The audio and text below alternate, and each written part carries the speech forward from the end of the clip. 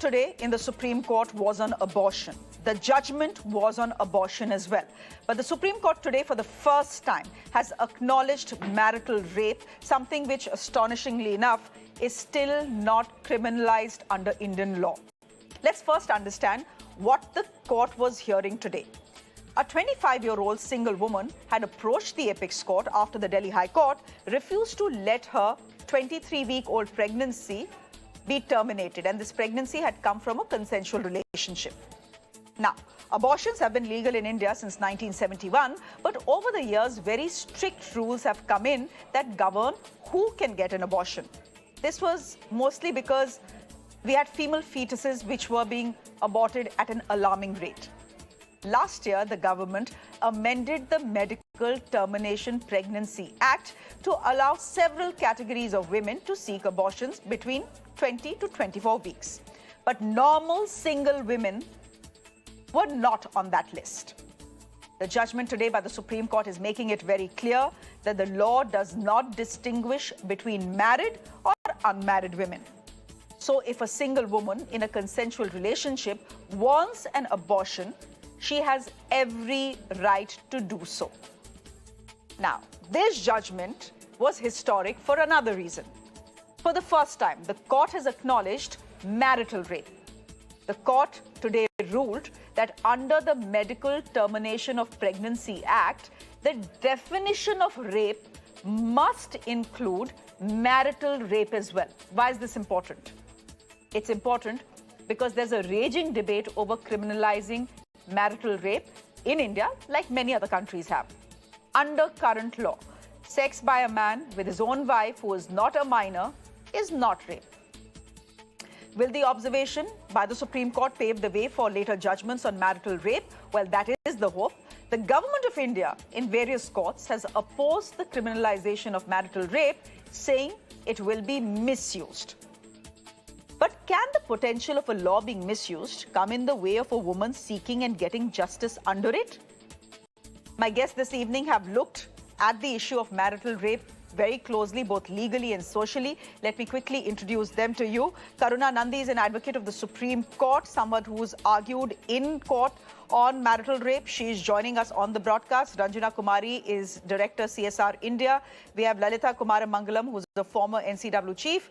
And we have Deepika Narayan Bharadwaj, who is an activist and a documentary filmmaker as well. Karuna Nandi, I'm coming to you first because you're a lawyer and you're someone who has looked very closely at marital rape and the abortion law as well. Help me understand and help my viewers understand why what the Supreme Court has said and done today is landmark for multiple reasons. It really is landmark. It's landmark because it has been passed in a world which includes Dobbs versus Jackson, where the US Supreme Court is going sharply backwards, right? And what Dobbs versus Jackson says is that they are not recognizing a woman's right to abortion at all, and that they are leaving it to the states for decision making. So you're saying that a woman doesn't have any right in this regard over her body, because if the states decide to get rid of it wholesale, or say that even if you are raped that you can't have an abortion, even if in these multiple terrible scenarios, right? And what our Supreme Court has done in just such a wonderful judgment that I would urge all of you to read it, is to say that we recognize women's right to bodily integrity. We recognize your right over what happens to your body up till 24 weeks, regardless of marital status, whether you have never been married, whether you are married, whether you are divorced, whether you are a widow.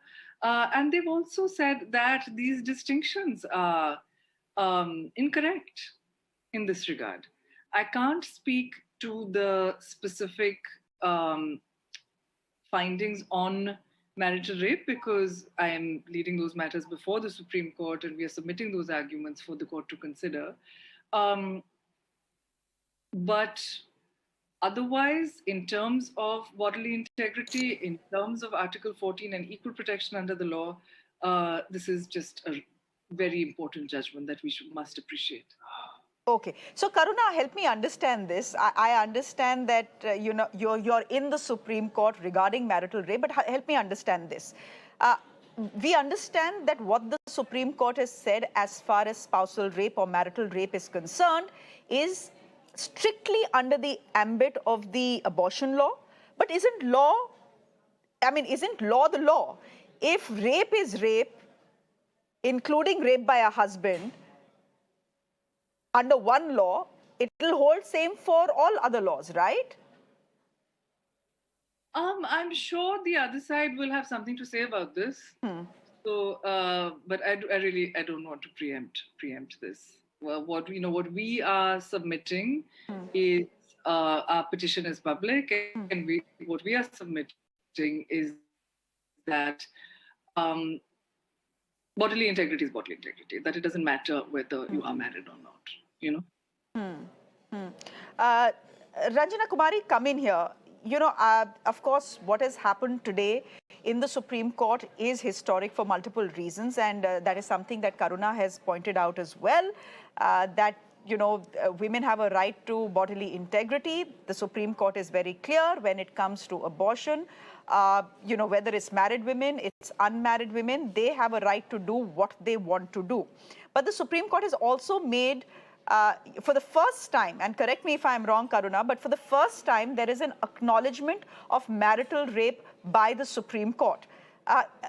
No, it's not. It's not the okay, first go ahead. time. Sorry to interrupt. It's not the first time, which was because of the question you posed. There is a constitutional bench judgment on adultery, which strikes down the adultery judgment, the adultery law, and says that, look, women are not the chattel, the property of their husband once they get married, right? So there's no such thing as irrevocable consent to sexual activity, right? In addition, there are other judgments like independent thought which speak on the same issue with regard to women, children between the ages of 15 to 18. Okay, not the first time. But what the court has ruled is, and I'm just going to read out from there, that under the Medical Termination of Pregnancy Act, the definition of rape must include marital rape. Why is this important? Help me understand, Ranjana Kumari, why is this observation important today?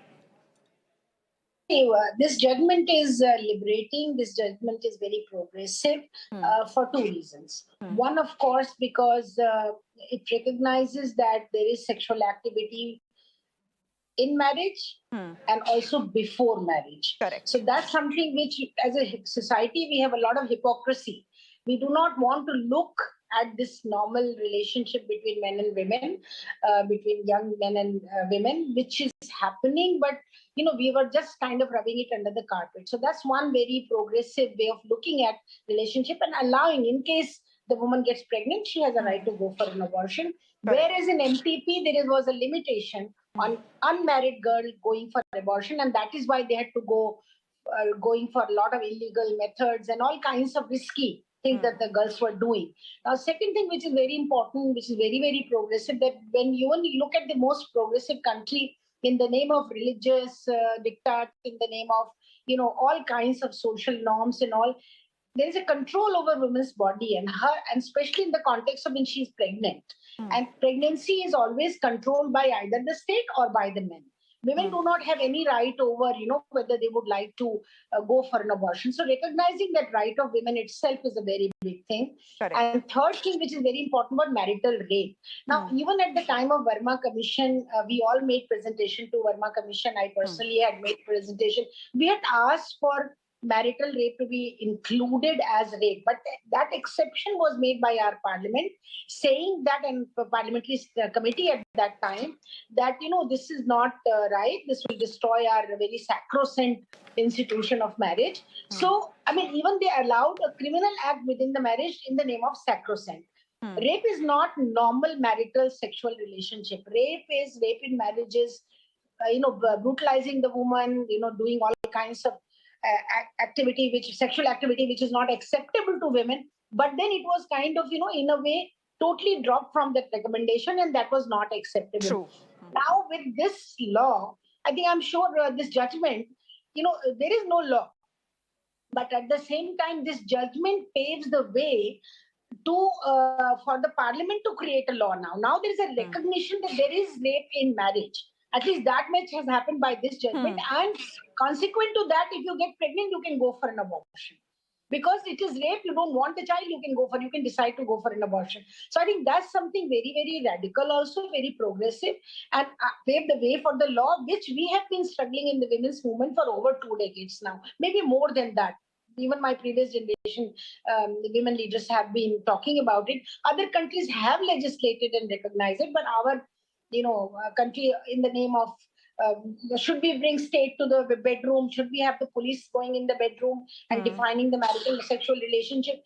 So all those arguments were made, and then this was dropped. So now I think there is just like Vishaka guidelines, it came from the Supreme Court first, and then Parliament had to go and create a law preventing sexual harassment at workplace and recognizing the fact that there is sexual harassment at workplace. Similarly, they will have to recognize now that our Supreme Court of India has made a clear statement and judgment that there is rape in marriage. And so that should be definitely paving the way for the law. At least this can become, I'm sure Karuna will explain that it can become, and even, we have another lawyer on your panel, our ex-chairperson of the National Commission for Women. I think we all know that now this will certainly become a precedence.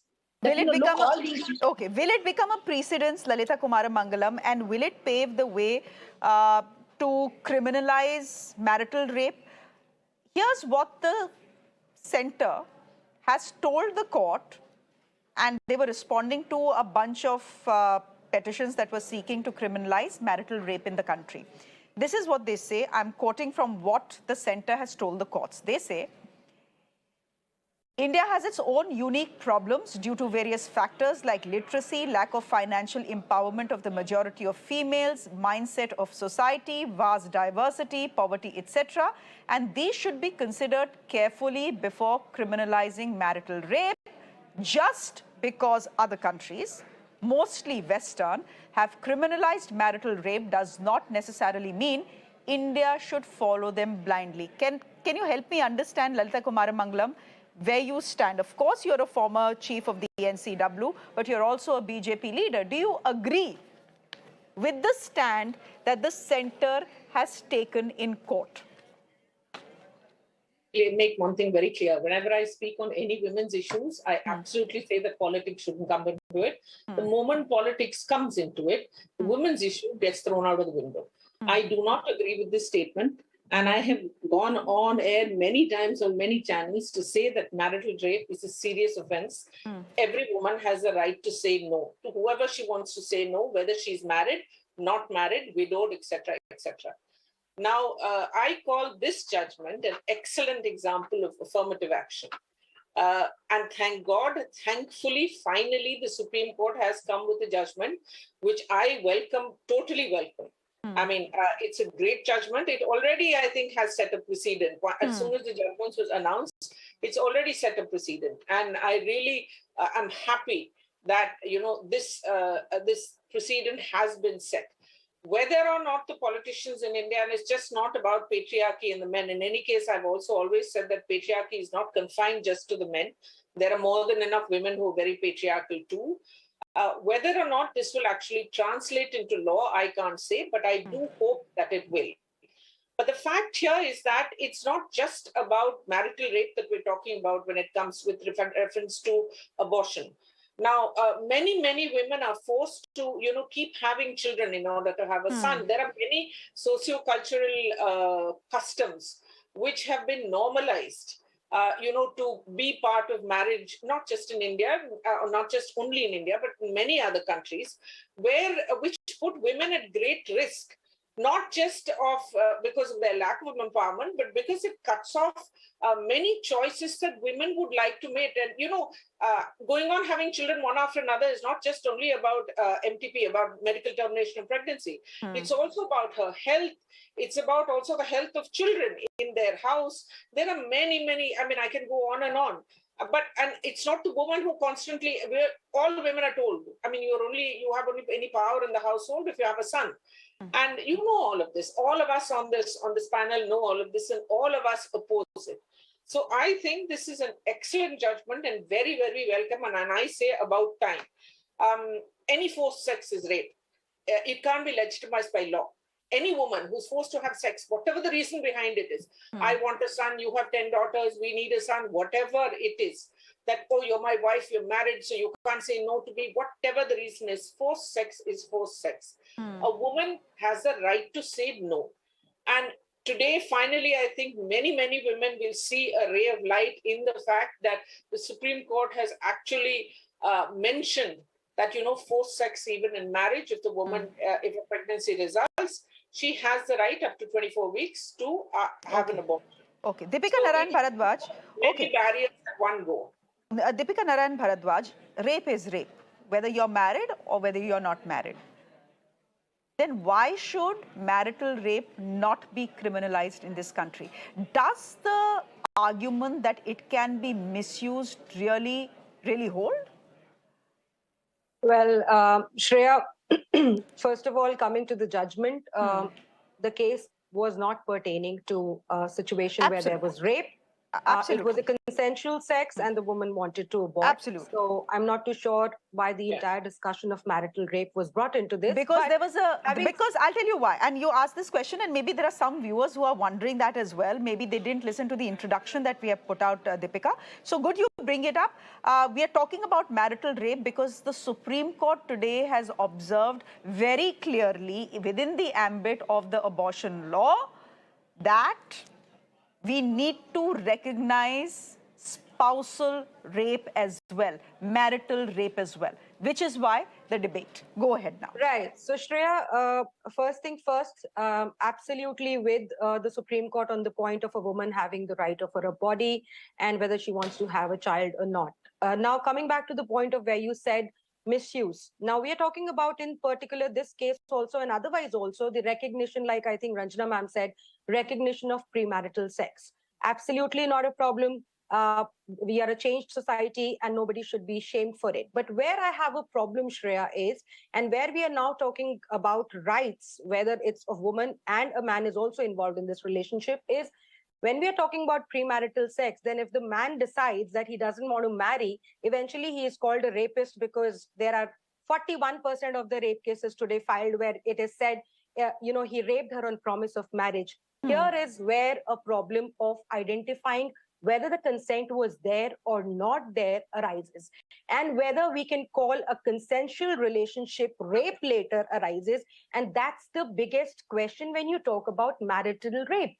If the complaint is made after 3 years, 4 years, 5 years, then how exactly would the man be able to prove that he did not rape 5 years ago? Would the word of the woman be the only thing, the only threshold on which he would be called a rapist, put behind bars, and then be tried as a rapist? And then probably even if he is acquitted, it does not matter. The misuse definitely is an argument here, and it was discussed even in the Delhi High Court judgments, along with the other things, Shreya. But I would particularly talk about misuse because rape is a heinous crime. You cannot compare it with anything other than that, like a 498 or a domestic violence. It's a very serious offense. And when it comes to a marital relationship and the woman not having the right to say no, I'm sorry, that's not the truth. 498 recognizes physical and mental cruelty. Domestic Violence Act recognizes sexual violence. There's section 377 of the IPC. So it's not that a married woman has no recourse if she is subjected to sexual abuse within a marriage. Okay. And when we talk about Western countries having this provision, Shreya, let me please also discuss when we are eventually making this argument, then, the other countries have it. They have gender neutral laws. They have gender neutral domestic violence law. They have a gender neutral stalking law, rape law. So if we are going to bring about a legislation on marital rape, and we are, if particularly talking about consent for sex within marriage, are we then going to say that a husband can also say no? Yes, of course. Of course. I would imagine, yes. Ranjana No, but the section 375 or 376 does not recognize that. Lalitha Kumaramangalam, now we are talking about striking down the exception. So there is no provision any which ways for a man. Lalitha Kumaramangalam? There is no provision in the law, that's right. But if I think there already is a movement where men have gone, if not to court, they've gathered themselves, and this has become an issue of discussion, which is fine. But the point also is that given the lack of empowerment or the lack of autonomy that women have, it's very, very rare that a woman forces her husband to have sex. Now, it may be happening off and on, I don't know, but I have never heard of it. And I have worked with women and with people across the board, not just transgenders, women, etc. But I've worked with many men also. In fact, what I have heard more about is in same-sex relationships. One partner has forced his other partner to have sex with him. That is there. I've hardly ever heard of a woman raping her husband. Maybe it has happened. I'm not saying it may not have happened. I'm not saying it will never happen. Lalitha ma'am, I completely appreciate your point. What I'm trying to say is, we say that we need to get the law because the Western countries have it. They do not have a law like 498. Sure. Well, when it comes to... Wait a minute. Just a minute, Ranjana ji. We feel that the law is inadequate in this. The law can be added to the law. I'm not saying it shouldn't or cannot. But today's question is more about medical termination of pregnancy, of a pregnancy that has resulted from a woman being forced to have sex with her husband. Whatever the reason behind it may be. 498A is a totally different question. 498A may have some relation to this. But when it comes to, if you say a woman is raping a man, fine, then a man should have access to the courts. And if the law, as of now, doesn't cover it, perhaps it should. But today's question is more about MTP. That is when a woman is forced into having a child or gets pregnant because of some use of force, whatever the reason for it may be. She today has, even if she's in a marriage and she's told that after all, it was your husband and it's a child and it's why do you want to do this? Today she has the right, if she wants, to say that before 24 weeks, I want to have an abortion, and she's allowed to have it.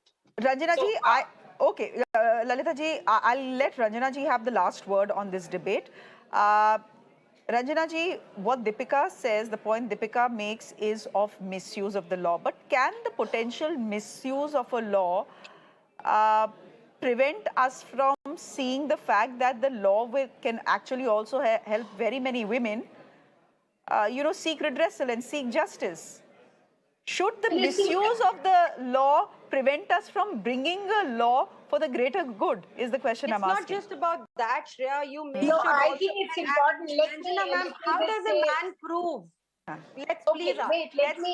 How does a man prove? Well, there are first of all, the assumption is when we say that how will the man prove, the assumption is that men are totally helpless and dependent, and they are really being exploited and raped in marriage, and they are not able to prove that. It's not the factual situation. In the social inequity situation is that women are the helpless people. They are the people who are getting exploited, and these are the facts of the reality of our life in India. Now, there are three fundamentals. Number one, that women, as their autonomy, they must have right over at least their own body, if nothing else. Nothing belongs to women, and in this case, not even her body belongs to her. Because if she's raped in marriage and she's going to get pregnant, then she can't even go for an abortion. Even when she hates to have this child, she doesn't want to have this child, still she cannot go and have an abortion. Now, number two, the principle here is that, look, if you are raped inside the bedroom, then there is no way you can protect yourself. If you're brutalized, if you're raped, you cannot protect yourself, because the general assumption is that in marriage, the right over your body is of the woman. Of the man. If he demands sex, you have to provide. In fact, I think if you carefully look at all the marriage vows that you take, all that is that you have to satisfy him. You have to be, present yourself to him. So I think, and then the way they are socialized, whole life, girls are told and taught to be, just be submissive.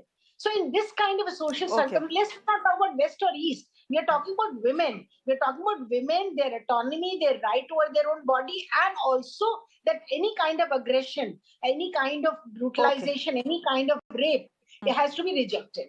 There is no acceptance for such situations. Okay, Deepika, I'll give you the last word. You were trying to make a point and Ranjana ji came in. So last word to you and we'll wrap this debate. Shreya, the whole thing is that it is about consent, and definitely it is rape. But then we also have to consider, Ranjana ma'am is saying women have absolutely no choice. There are about 1.25 lakh cases under 498A filed every year. There is a 375 case where the woman is in separate. If the woman is separated from her husband, she can definitely go ahead and sue her husband for rape. She doesn't need to necessarily say yes to her husband. No, this is a misconception that there is absolutely no, possibility for a woman to say no. She does not want to have a sex with her husband. She can separate, and her husband cannot force her for having sex. There are already provisions there, Shreya. And if I may say the last word, there are cases after cases where even the Supreme Court is right now saying that, this was not rape, there was no promise made, and we are already seeing the cases where 377, 376 is being added into the matrimonial disputes, Shreya. It's just that media does not have debates on it.